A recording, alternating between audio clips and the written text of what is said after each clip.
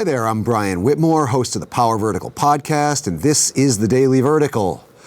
Russia's escalation of hostilities in Ukraine this week, just as a ceasefire in Syria was kicking in, was as cynical as it was predictable.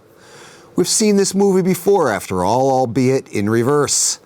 When Russia intervened in Syria's civil war back in September, it was accompanied by a de-escalation in Donbass. Moscow's bait-and-switch tactics illustrate that Ukraine and Syria are two fronts in one war Vladimir Putin's regime is waging on the West and on the rules-based post-Cold War international order.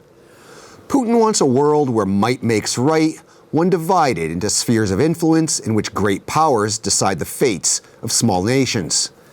And he wants to make the world safe for dictators, whether they be Ukraine's Viktor Yanukovych or Syria's Bashar al-Assad.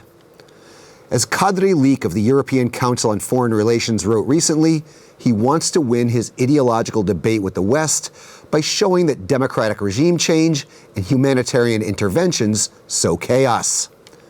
In Ukraine, he is trying to demonstrate his mastery over the former Soviet space, and in Syria, he's trying to lay claim to the mantle of world power. And any de-escalation on one of these fronts will invariably be accompanied by an escalation on the other. Putin is at war with the West, and he's not going to stop until he gets what he wants, or until he is defeated. Keep telling me what you think in the comments section, on the Power Vertical's Twitter feed, and on our Facebook page. I'm Brian Whitmore, and that was the Daily Vertical.